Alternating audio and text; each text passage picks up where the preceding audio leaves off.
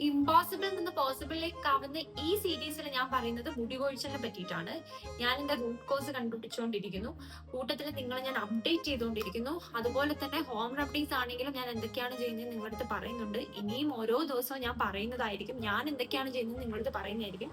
അപ്പൊ ഇതിന്റെ അപ്ഡേറ്റ്സ് കിട്ടാൻ വേണ്ടിയിട്ട് നിങ്ങൾ സബ്സ്ക്രൈബ് ചെയ്താൽ മാത്രമേ നാളെ ഞാൻ വീഡിയോ ഇടുമ്പോൾ നിങ്ങൾക്ക് വരികയുള്ളൂ.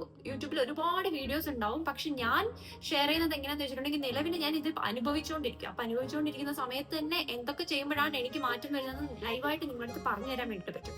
അപ്പൊ നിങ്ങൾക്കും അതുപോലെ തന്നെ എന്തെങ്കിലും പ്രശ്നങ്ങൾ ഉണ്ടെങ്കിൽ അത് ഫോളോ ചെയ്യാൻ വേണ്ടിയിട്ട് പറ്റുന്നതായിരിക്കും. ഡിലേ ചെയ്യാതെ എന്തെങ്കിലും പ്രശ്നം ഉണ്ടെങ്കിൽ ഞാൻ ഇപ്പോഴും പറയുന്നു, ബ്ലഡ് ടെസ്റ്റ് ആദ്യം പോയിട്ട് ചെയ്യുക. അപ്പൊ മറക്കാതെ സബ്സ്ക്രൈബ് ചെയ്യണം, ഇഷ്ടപ്പെട്ടാൽ ലൈക്ക് ചെയ്യണം. ഇന്ന് നിങ്ങളുടെ അടുത്ത് എനിക്ക് പറയാനുള്ള കാര്യം എന്താണെന്ന് വെച്ചിട്ടുണ്ടെങ്കിൽ, അതിനു മുമ്പ് ഞാനൊരു വീഡിയോ കാണിച്ചു തരാം.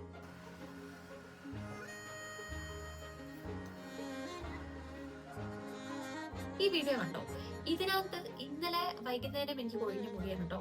ഇന്ന് രാവിലെയും ഇന്നും വന്നതിന് ശേഷം ഒക്കെ മുടി കൊഴിഞ്ഞിട്ടുണ്ട്. പക്ഷെ ഈ മുടി കൊഴിച്ച് നിങ്ങൾക്ക് കാണിച്ചു തരാൻ എന്താണെന്ന് വെച്ചിട്ടുണ്ടെങ്കിൽ ഇത് മാത്രമാണ് ഞാൻ വീഡിയോ എടുത്തിട്ടുള്ളൂ. ബാക്കിയെല്ലാം ഞാൻ എപ്പോഴും ഇങ്ങനെ വീഡിയോ ഫോട്ടോ എടുത്തിട്ടില്ല. പക്ഷെ ഇനി ഞാൻ എടുക്കുന്നതായിരിക്കും. ഈ വീഡിയോയിൽ കാണുന്ന മുടി ഒഴിച്ചിൽ എന്താന്ന് വെച്ചിട്ടുണ്ടെങ്കിൽ, ജസ്റ്റ് ഒന്ന് എണ്ണ അപ്ലൈ ചെയ്തിട്ട് ഞാനൊന്ന് മുടി സാധാരണ പോലെ ഒന്ന് ഒതുക്കുകയൊക്കെ ചെയ്യത്തില്ലേ, അങ്ങനെ ഒന്ന് ചെയ്തതാണ്. അപ്പത്തേക്കും സാധാരണ നോർമൽ ആയിട്ടുള്ള ഒരാളുകൾക്ക് ജസ്റ്റ് ഒന്ന് എണ്ണ അപ്ലൈ ചെയ്താൽ മാത്രം ഒന്നും മുടി ഇങ്ങനെ കൊഴിയില്ല. പക്ഷെ എനിക്ക് നന്നായിട്ട് കൊഴിയുന്നുണ്ട്. അപ്പൊ എന്റെ സാധാരണ മുടി കൊഴിച്ചിലല്ല. ഞാനൊരു 3 മാസം മുമ്പ് വൈറ്റമിൻ ഡിയും തൈറോയിഡും അതുപോലെ തന്നെ B12 ടെസ്റ്റ് ചെയ്തായിരുന്നു. അത് നോർമൽ ആണ് കേട്ടോ. അപ്പൊ ഇന്ന് ഞാന് 3 മാസം മുമ്പ് ടെസ്റ്റ് ചെയ്തുകൊണ്ട് ഞാൻ പിന്നെ ഒന്നും ടെസ്റ്റ് ചെയ്യുന്നില്ല. ഇനിയിപ്പോ കുറവാണെങ്കിൽ തന്നെ അത്രയ്ക്ക് കുറവുണ്ടാവില്ല എന്നാണ് എന്റെ ഒരു വിശ്വാസം. അപ്പൊ ഇന്ന് ഞാന് ഫെറിറ്റിന്റെയും അയണിന്റെയും ലെവൽ ചെക്ക് ചെയ്യാൻ വേണ്ടിയിട്ട് ഞാൻ കൊടുത്തിട്ടുണ്ട്. ഇനിയിപ്പോ ഇതും നോർമൽ ആണെങ്കിൽ എന്താണ് മുടി കൊഴിച്ചിലെന്ന് പിന്നെയും ഞാൻ റിസർച്ച് നടത്തേണ്ടിയിരിക്കുന്നു.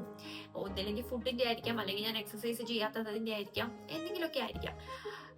കാരണം ഞാനിപ്പോ വീട്ടിൽ നിന്ന് മാറിയിട്ടാണ് നിൽക്കുന്നത്. അതുകൊണ്ട് ഇനി പ്രോപ്പറായിട്ടുള്ള ഫുഡ് കഴിക്കുന്നില്ല, അങ്ങനെ എന്തെങ്കിലും ഒരു അഭാവമാണോ എന്നുള്ളതും പറയാൻ പറ്റില്ല. പക്ഷെ അത് മാത്രമല്ല കേട്ടോ, ഞാൻ വീട്ടിലുള്ള സമയത്താണെങ്കിലും എനിക്ക് നന്നായിട്ട് മുടി കൊഴിച്ചിട്ടുണ്ട്.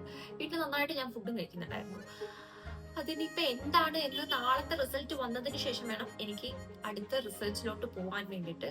സോ ഞാൻ എന്തായാലും നിങ്ങളുടെ എല്ലാം അപ്ഡേറ്റ് ചെയ്യുന്നതായിരിക്കും. ഞാൻ ഇങ്ങനെ അപ്ഡേറ്റ് ചെയ്യുന്നതിലൂടെ നിങ്ങൾക്ക് സെയിം ലെവൽ ഓഫ് സംഭവം നിങ്ങൾ അനുഭവിക്കുകയാണെങ്കിൽ നിങ്ങൾക്ക് പോയിട്ട് ടെസ്റ്റ് ചെയ്യുക, ആൻസർ കണ്ടെത്താം.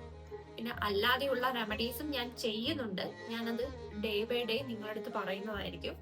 അപ്പോൾ ഈ മുടി കൊഴിച്ചിലിന്റെ പ്രശ്നം കഴിഞ്ഞാലും അടുത്ത ഏത് പ്രശ്നമാണോ ഞാൻ ഫേസ് ചെയ്തത് അത് നിങ്ങളായിട്ട് വരും. അത് മാത്രമല്ല, ഇമ്പോസിബിൾ നിന്ന് പോസിബിൾ ആവുന്ന പല ടോപ്പിക്സുമായിട്ട് ഞാൻ വരുന്നതായിരിക്കും.